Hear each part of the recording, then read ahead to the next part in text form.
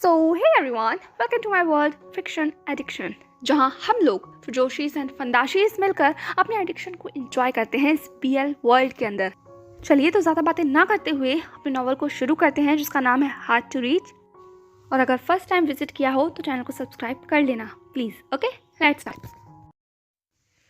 Finally जिस charity programme के लिए वो लोग यहाँ आए थे, वो चैरिटी प्रोग्राम शुरू हो चुका था, पर किसी की निगाहें थी जो किसी को ढूंढ रही थी, या यूं कहो किसी को देखकर बहुत अजीब सा महसूस कर रही थी।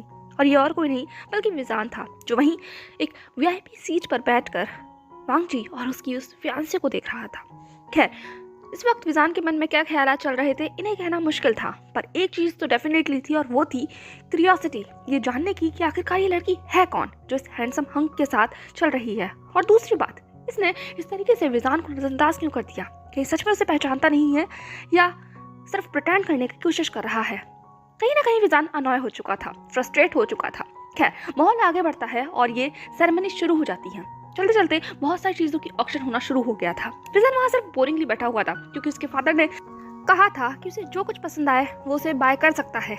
उनका जो मनी होगा वो बहुत ही अच्छे काम के लिए यूज़ हो जाएगा, यानी कि चैरिटी में चला जाएगा। तो विजान बस वेट कर रहा था कि कोई तो ऐसी चीज़ हो जो उसे पसंद आए, जिसे वो बाय कर सके। पर फिलहाल उसे ऐसी कोई चीज़ भी नहीं नजर आ रही थी। बहुत सारी चीज़ें एंटीक थी, एंशिएंट थी, पर जहान के टेस्ट से बिल्कुल अलग थी। वहीं दूसरी तरफ कोई और चीज़ भी थी जो जहान के टेस्ट के अकॉर्डिंग थी, और वो थी लान वांगजी और उस लड़की का साथ बैठकर इस तरीके से बातें करना। देख सकता था विजान कि किस तरीके से लान वांगजी मुस्कुराते हुए उस लड़की से बातें कर रहा है। बीच बीच में वो दोनों एक दूसरे का हाथ भी पकड़ रहे हैं, और ये चीज़ कहीं ना कहीं विजान के मन को और ज़्यादा खट्टा कर रही थी। वो वैसे ही यहाँ पर हाफ हार्टेडली बैठा हुआ था, और ये चीज़ देखकर तो उसका पूरा दिल और दिमाग दोनों ही खराब हो चुके थे। खैर, अचानक से स्टेज पर अनाउंस होता है, और ये अनाउंसमेंट सभी का ध्यान खींचने के लिए काफ़ी थी। सामने 500 ईयर्स पुराने डायमंड का ऑक्शन हो रहा था, और ये डायमंड एक बेशकीमती अंगूठी के अंदर जड़ा हुआ था। जैसे ही ये डायमंड सबके सामने आया, सबकी निगाहें उसी डायमंड के ऊपर आकर अटक चुकी थी, और कहीं ना कहीं विजान की आंखें भी उस डायमंड पर आकर अटक गई थी, क्योंकि इस बार क्यूरियोसिटी लान वांगजी ने दिखाई थी। ऑक्शन शुरू हो रहा था, बिड शुरू हो रही थी। जैसे जैसे सभी बिजनेसमैन उस डायमंड के ऊपर अपनी बिड लगा रहे थे, विजान देख सकता था कि लान वांगजी इस डायमंड को खरीदने के लिए कितना ज्यादा क्यूरियस है। अब तो विजान भी इस डायमंड में इंटरेस्टेड हो गया था, इसलिए नहीं कि उसे ये पसंद आया था, बल्कि इसलिए क्योंकि लान वांगजी इस पर बिड कर रहा था। एक होड़ सी शुरू हो गई थी, बिड पर बिड, प्राइस मिलियंस पर मिलियन बढ़ रहे थे। देखते ही देखते उस रिंग का प्राइस लगभग दुगना हो गया था, पर कोई पीछे हटने के लिए तैयार नहीं था। खासकर लान वांगजी तो बिल्कुल भी पीछे हटने के लिए तैयार नहीं था, और सभी बैठे हुए बिजनेसमैन ये देख सकते थे कि वांग ग्रुप इस रिंग में जरूरत से ज्यादा इंटरेस्टेड है। इसीलिए बहुत सारे लोग इस कंपटीशन में लान वांगजी को बीट करना चाहते थे, पर वांगजी इसको बीट करने के लिए तैयार था ही नहीं। उसकी बिड बढ़ रही थी, मनी बढ़ रही थी। विजान ने भी एक बिड लगाई, और इस बार कंपटीशन शाओ ग्रुप और वांग ग्रुप में हो गया था। ये कंपटीशन बहुत ही ज्यादा मजेदार था, या यूं कहो हाईलाइट बनने के लिए काफी था। जैसे ही वांगजी को एहसास हुआ कि विजान ने बिट किया है, उसने तुरंत पलटकर विजान की तरफ देखा। विजान के चेहरे के ऊपर एक स्मित था, या यूं कहो चैलेंजिंग लुक था, जो कि वो वांगजी को दे रहा था। वांगजी और विजान कुछ पल एक दूसरे को इसी तरीके से देखते रहे। वांगजी का फेस पूरी तरीके से ब्लैंक हो गया था। जो मुस्कुराहट उसके चेहरे पर कुछ देर पहले थी, वो जैसे कहीं गायब हो गई हो। अब उसकी आंखों में भी एक चैलेंजिंग लुक था, जो कि विजान को देखकर था। गोल्डन आइज उन सिल्वर आइज से टकरा गई थी। कुछ पल की शांति के बाद जैसे ही सामने खड़े हुए उस ऑक्शनिस्ट ने कहा, क्या अब इस ब्यूटीफुल रूबी रिंग के लिए कोई और बिड करना चाहेगा, या हम ये रिंग शाओ कॉर्पोरेशन को दे दे? जैसे ही ऑक्शनिस्ट ने ये बात कही, विजान और लान वांगजी का वो आई कांटेक्ट टूट गया। लान वांगजी ने तुरंत अपना बोर्ड उठाते हुए कहा, मैं बिट करना चाहूंगा। जैसे ही वांगजी की आवाज उस पूरे ऑडिटोरियम के अंदर गूंजी, सभी की निगाहें वांगजी पर आकर टिक गई थी। साफ कंपटीशन देखा जा सकता था। वांगजी की तरफ से बिट लग चुकी थी, और प्राइस 10 मिलियन और बढ़ गए। जैसे ही उस ऑक्शनिस्ट ने कहा, वेरी गुड, प्राइस 10 मिलियन और बढ़ गए हैं, तो क्या और कोई इस कंपटीशन में आगे बढ़ना चाहेगा? Millions 1, millions 2। पर जैसे ही वो इस रिंग को सोल्ड करने वाला होता कि तुरंत विजान ने कहा, मैं, और प्राइस वापस 10 मिलियंस बढ़ गए। विजान जैसे ही प्राइस को बढ़ा रहा था, अब लान वांगजी का गुस्सा बढ़ गया था। उसकी फिस्ट क्लेंच हो गई थी, और वो अब विजान को स्टेयर कर रहा था। पर विजान के चेहरे के ऊपर तो मुस्कुराहट थी, ये एक स्मित था, या यूं कहो ये चैलेंजिंग डार्क साइड विजान की कहीं ना कहीं वांगजी को एक्साइट कर रही थी, पर उससे भी ज्यादा अभी इरिटेट कर रही थी, क्योंकि वो इस रिंग को बाय करना चाहता था, अपने लिए नहीं बल्कि उसके डैड के लिए। उसके डैड ने ये ऑर्डर दिया था कि आज उन्हें ये रिंग बाय करनी ही है। पता नहीं उसके डैड को इस डायमंड रिंग में इतना ज्यादा क्या इंटरेस्ट था, बस वो चाहते थे कि वांग कॉर्पोरेशन इस रिंग को बाय करे। और ये बात वहाँ पे बैठा हुआ उनका वो मैनेजर बार बार लगातार लानवांग जी के कानों में कह रहा था। लानवांग जी ने भी वापस प्राइस को बढ़ा दिया। अब वैनचिंग ने लानवांग जी का हाथ पकड़ते हुए कहा, क्या कर रहे हो तुम इतना प्राइस क्यों बढ़ा रहे हो? इतनी भी कीमत नहीं है उस रिंग की, बस करो। पर लानवांग जी ने कहा, नहीं, मैं उसे जीते नहीं दे सकता। ये रिंग पहले मैंने पसंद की थी और इसे मैं ही बाय करूंगा। वैनचिंग ने कहा, यार तुम भी क्या कंपटीशन में लग गए हो? वो शाओ कॉर्पोरेशन है और तुम तो जानते हो वांग और शाओ का पुराना आंकड़ा है और ये सिर्फ वो मजे के लिए कर रहा है। मुझे भी नहीं लगता उसको कोई इंटरेस्ट है इस रिंग को खरीदने में। ठीक है, तो वैनचिंग ने विजान की तरफ देखा जिसके चेहरे पर मुस्कुराहट थी।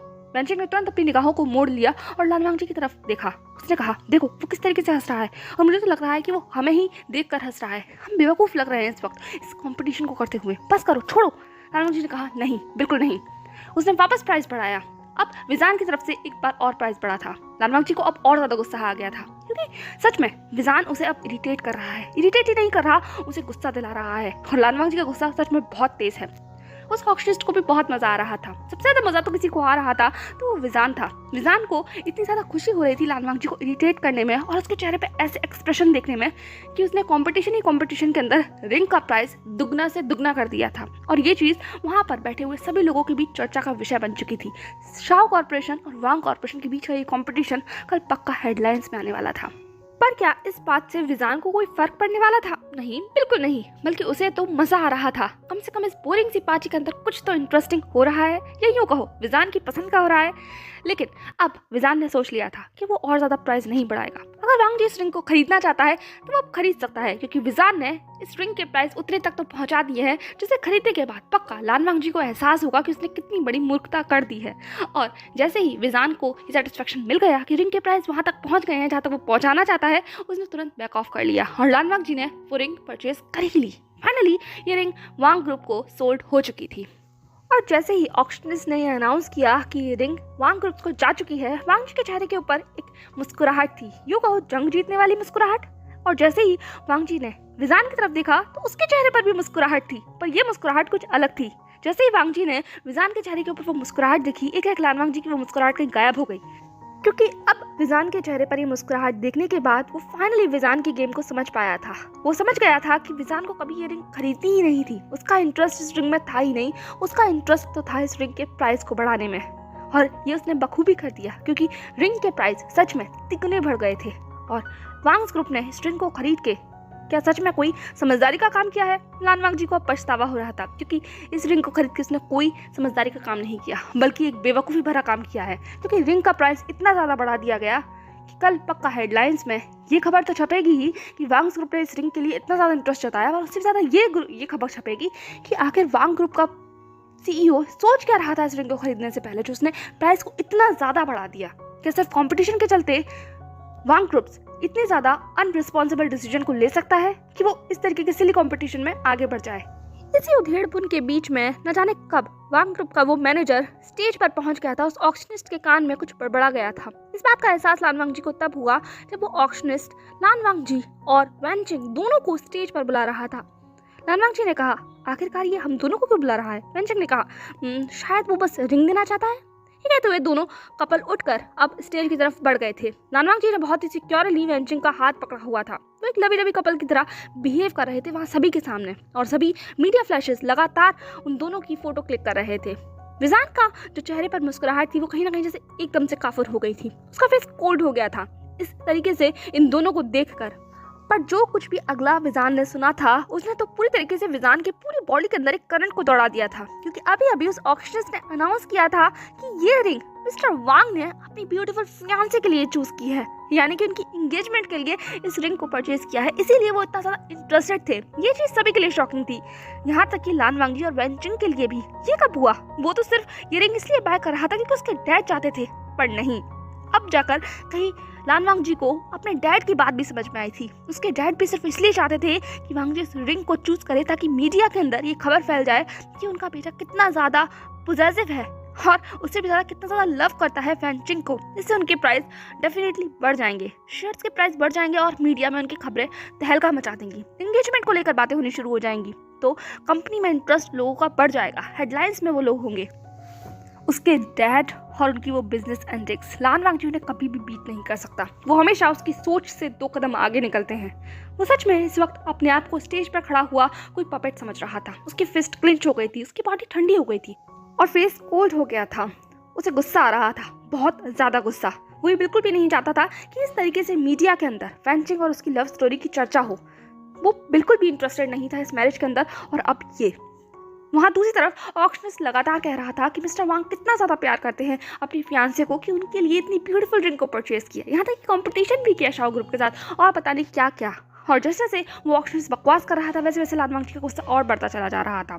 उसकी बॉडी कितनी स्टिफ हो गई है इस बात का अंदाजा वहाँ खड़ी हुई वैन चिंग को भी लग गया था। वैन चिंग जैसे ही वांगजी का चेहरा देखा उसने तुरंत उसके कान में बुदबुदाते हुए कहा, थोड़ी स्माइल करो, तुम्हें नहीं पता कि सभी कैमरामैन की निगाहें तुम्हारे ऊपर ही हैं और वो उस तरीके से अगर तुम्हारी पिक्चर को क्लिक करेंगे तो वो ये सोचेंगे कि तुम यहाँ फोर्सफुली खड़े हुए हो, बल्कि हम यहाँ एक लवी डबी कपल की तरह बिहेव कर रहे हैं। समझते हो ना इस बात को? ये सुनते के साथ ही वांगजी के चेहरे पर वो मुस्कुराहट आ गई। मुस्कुराहट थोड़ी सी टाइट थी पर ठीक थी, काम चल सकता था। और इस तरीके से फाइनली अब उस कपल की वो ब्यूटीफुल पिक्चर खींची जा चुकी थी। ऑक्शनिस्ट ने कहा, कम ऑन मिस्टर वांग, यहाँ आइए और इस रिंग को अपनी ब्यूटीफुल फियांसे को गिफ्ट कीजिए। आखिरकार आपने इन्हीं के लिए तो खरीदी है। लान वांगजी ने सिर्फ नोट किया। मुस्कुराता हुआ आगे बढ़ा और उस ऑक्शनिस्ट के हाथ में से वो रिंग ले ली थी। वो इस वक्त पक्का बहुत कुछ महसूस कर रहा था। फ्रस्ट्रेटेड था, इरिटेटेड था, गुस्से में था और उससे भी ज़्यादा इस वक्त वो महसूस कर रहा था कि उसे बस यहाँ से बाहर जाना है। उसे सफोकेटिंग फील हो रहा था पर उसे एक्ट तो करना ही होगा। आखिरकार यही सब तो चीज़ करनी थी उसे, इसीलिए तो वो यहाँ आया था। पर इससे पहले कि वो रिंग वैन चिंग को दे पाता उस ऑक्शनिस्ट ने कहा, कम ऑन मिस्टर वांग, आप कुछ कहना नहीं चाहेंगे हमारी ब्यूटीफुल ऑडियंस से अपनी इस ब्यूटीफुल लव स्टोरी के बारे में? आखिरकार आपका इतना ज़्यादा लव साफ देखा जा सकता है कि आप अपने फियांसे को कितना ज़्यादा प्यार करते हैं। जैसे ही लान वांगजी ने ये सुना उसकी बॉडी रही सही वापस से स्टिफ हो गई। उसने टाइट सी मुस्कुराहट दी, उसके बाद माइक लिया और वो कुछ कहने के लिए तैयार था। पर जैसे ही वो आगे कुछ कहता एकाएक उसकी निगाहें सामने खड़े हुए विजान से जाकर टकरा गई थी, जो उसी की तरफ घूर कर देख रहा था। और विजान के चेहरे पर गुस्सा लान वांगजी साफ देख सकता था। कुछ पल के लिए दोनों एक दूसरे को ऐसे ही देखते रहे। पर इस वक्त वांगजी स्टेज पर खड़ा था और उसे तो कुछ कहना ही था, तो उसने सिर्फ ये कहा, ये रिंग एक प्योर लव को बताती है और मैंने भी अपने प्योर लव के लिए ही ये रिंग परचेज की है। मैं उसे ये रिंग ज़रूर दूंगा, पर मुझे नहीं लगता कि आज सही मौका है। लान वांगजी आगे कह ही रहा था कि इसी बीच में विजान वो पार्टी छोड़कर जा चुका था। पर वांगजी ने अपनी निगाहों को विजान पर टिकाते हुए ही कहा, हर एक दिन मैं उसे ये रिंग ज़रूर दूंगा। इसके साथ वांगजी स्टेज से नीचे आ गया था और इस वक्त पूरा ऑडिटोरियम में क्लैपिंग हो रही थी क्योंकि सब लोग प्रेज कर रहे थे वांगजी के प्योर लव को। पर वांगजी की निगाहें तो अभी भी विजान के ऊपर ही टिकी हुई थी, जो कि वहां से रुखसत हो चुका था। काफ़ी देर तक मीडिया के साथ उलझे रहने के बाद उनको एक परफेक्ट पिक्चर देने के साथ, इंटरव्यू देने के साथ अब वो वांग कपल फ्री हो गया था। बस कुछ देर और इस पार्टी में रुक कर वो लोग जा सकते थे, पर अभी उन्हें कुछ लोगों को हाय हेलो करना था, स्पेशली उस बिजनेस सर्कल के लोगों को जो कि according to Wang corporation important थे। इसीलिए वो लोग वहाँ पर सिर्फ बिजनेस कपल से मीटिंग कर रहे थे as a couple. But Wen Ching ने कहा, सुनो डांसन, मुझे एक इंपॉर्टेंट कॉल लेना होगा, क्या तुम आगे जा सकते हो? लान वांगजी ने सिर्फ नोट किया। उसके बाद वैन चिंग वहाँ से चली गई, वांगजी को वहीं छोड़कर। वांगजी के हाथ में शैंपेन का ग्लास था और उसकी निगाहें उस पूरी पार्टी में जैसे किसी शख्स को ढूंढ रही हूँ, उस ब्लैक टेलर फिटेड सूट को पहने हुए शख्स को जिसने वांगजी की निगाहों को कैप्चर कर लिया था। पर इस पूरी भीड़ के अंदर सब नजर आ रहे थे पर विजान को छोड़कर। वांगजी ढूंढ ही रहा था कि तभी एक मैग्नेटिक वॉइस पीछे से उसको पुकारती है और जैसे ही उस वॉइस ने लान वांगजी के कानों में अपनी आवाज़ को रजिस्टर करवाया था, एक पूरी वांगजी की बॉडी स्टिफ हो गई थी। विजान ने कहा, कम ऑन मिस्टर वांग, क्या आप किसी को ढूंढ रहे हैं? जैसे ही वांगजी ने ये आवाज़ सुनी उसने तुरंत पीछे मुड़कर देखा। उसके सामने विजान खड़ा हुआ था। विजान के चेहरे पर वही स्मित था। विजान के चेहरे की वो डार्क मुस्कुराहट हमेशा से उसे बहुत ही ज़्यादा ग्लैमरस बनाती थी, मिस्टीरियस बनाती थी, अट्रैक्टिव बनाती थी और वो बिल्कुल वैसा ही लग रहा था, चार्मिंग पर्सनैलिटी। और लान वांगजी ने जैसे ही विजान के चेहरे के ऊपर वो मुस्कुराहट देखी, एक जैसे वो कहीं उसमें खो ही गया हो और वो अपनी जगह पर स्टक हो गया था। पर विजान ने अपने कदमों को आगे बढ़ाया, इतना आगे कि अब उन दोनों के बीच की दूरी लगभग 2 इंच की रह गई थी। वो दोनों एक दूसरे के बहुत करीब खड़े हुए थे और इस बात का एहसास लान वांगजी को तब हुआ जब विजान ने अगले कुछ शब्द कहे। विजान ने कहा, क्या हुआ, अब तो मुझ में खो ही गए ऐसा लगता है मिस्टर वांग। जैसे ही विजान की वो हॉट प्रीत लान वांगजी को अपनी ईयर लोब पर महसूस हुई, वो तुरंत पीछे हट गया। अब जाकर उसे एहसास हुआ था कि विजान कितना ज़्यादा उसके पर्सनल एरिया में आ गया है। वो इस तरीके से पीछे हुआ तो विजान को ये बिल्कुल भी अच्छा नहीं लगा। उसकी फिस्ट क्लेंच हो गई थी, पर ये चीज़ उसने अपने फेस पर बिल्कुल भी रिफ्लेक्ट नहीं होने दी। वांग जी ने कहा, कुछ नहीं, वो एक्चुअली मैं कुछ सोच रहा था। वैसे आपने बहुत अच्छा कॉम्पीट किया mister Shao, but I am sorry. Wang's ने वो रिंग परचेज कर ली। विजान ने सिर्फ मुस्कुराहट दी। उसके बाद लानवांग जी के हाथ में जो शैंपेन का ग्लास था, उस ग्लास को लेते हुए उसमें से एक सिप लेते हुए कहा, परचेज कर ली। लानवांग जी विजान की सारी हरकतों को देख रहा था, और जैसे ही विजान ने उसके हाथों में से वो शैंपेन का ग्लास लिया था और विजान की वो ठंडी उंगलियां लानवांग जी ने अपने हाथों पर महसूस की थी, उसके पूरे शरीर के अंदर एक सेंसेशन दौड़ गई थी। और जिस तरीके से विजान उस शैंपेन के ग्लास को पी रहा था, वहीं से जहाँ से कुछ टाइम पहले लानवांग जी ने पिया था, एकाएक वांग जी के पूरी बॉडी के अंदर एक हॉटनेस बढ़ गई थी। उसकी आईज डार्क हो गई थी। वांग जी ने कहा, ये मेरा ग्लास है। विजान ने लानवांग जी की उन गोल्डन आईज में देखते हुए कहा, पर मुझे शेयरिंग पसंद है। जैसे ही विजान ने ये कहा, लानवांग जी विजान की तरफ देखने लगा। विजान ने अपने कदमों को और आगे बढ़ाया और कहा, मुझे तो लगा था मिस्टर वांग ये कहेंगे कि उन्होंने ये रिंग अपनी ब्यूटीफुल फियांसी के लिए खरीदी है, पर आपने तो ये कहा कि मैंने ये वांग्स के लिए खरीदी है। मुझे बिल्कुल भी अच्छा नहीं लगा। आपको अपने लव के बारे में बताना चाहिए था मिस्टर वांग। कहीं ना कहीं वांग जी जान के उस कमेंट को समझ गया था, लेकिन वो इस वक्त पब्लिक में खड़े हुए थे और वो बहुत ज़्यादा इंटीमेट पोजीशन में खड़े नहीं हो सकते थे। एटलीस्ट एक दूसरे के इतना ज़्यादा करीब तो बिल्कुल नहीं खड़े हो सकते थे, क्योंकि अभी सभी कैमरामैन की निगाहें उन्हीं के ऊपर होंगी और मीडिया हाउस ऐसी चटपटी खबरों को बिल्कुल भी नज़रअंदाज नहीं कर सकता।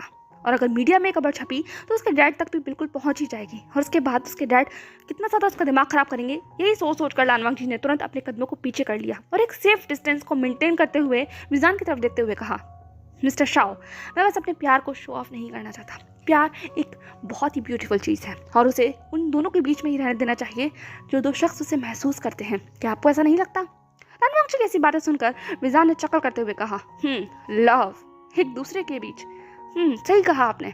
इस तरीके से एक दूसरे के बीच होना चाहिए कि कमरे ही कमरे के अंदर हो और बाहर किसी को पता ही ना चले। वैसे क्या आपके फियांसे को ये बात पता है कि आप किस किस से और कब कब लव करते हैं? जैसे ही विजान ने ये बात कही, एक लानवांग जी का पूरा शरीर ठंडा पड़ गया।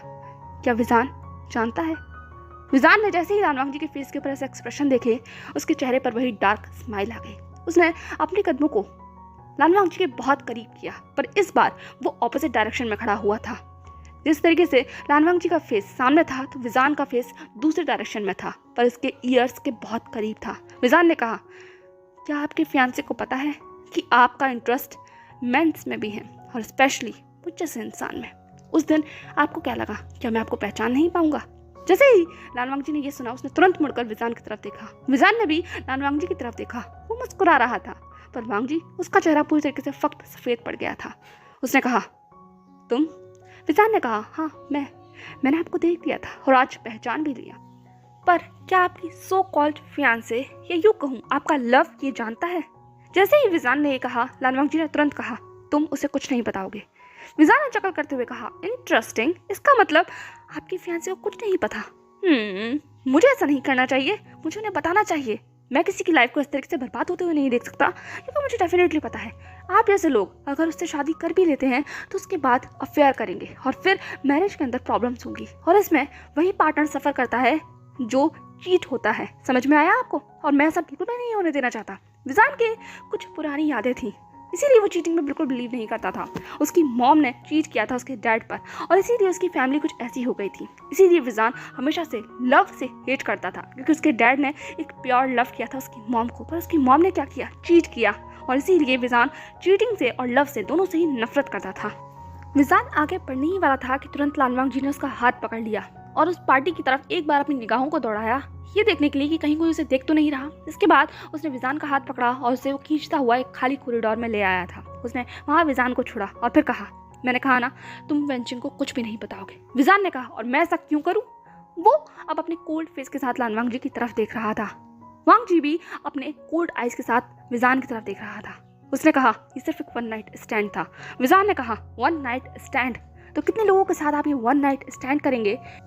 लानवांग जी ने कहा, it's none of your business. विजान ने कहा, डेफिनेटली इट्स माई बिजनेस, क्योंकि मैं भी इसमें इंक्लूड हूँ और मैं इस तरीके की चीटिंग को बिल्कुल भी बढ़ावा नहीं देता। वो दोनों आपस में बात कर ही रहे थे कि तभी पीछे से वेंचिंग की आवाज़ आती है। उसने कहा, लानजान।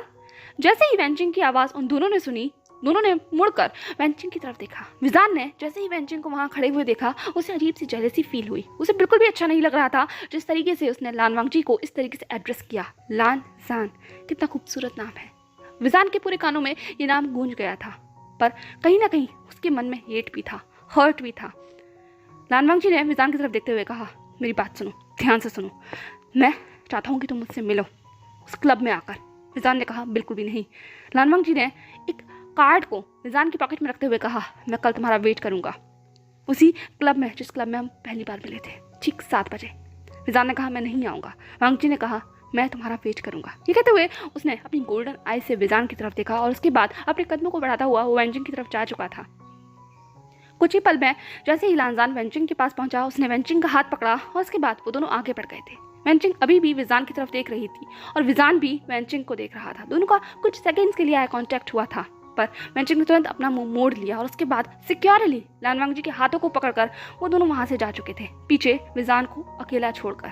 विजान के पूरी बॉडी अभी भी स्टिफ थी, उसके हाथ अभी भी बंधे हुए थे, वही हाथ जिससे लान वांगजी ने उसे छुआ था।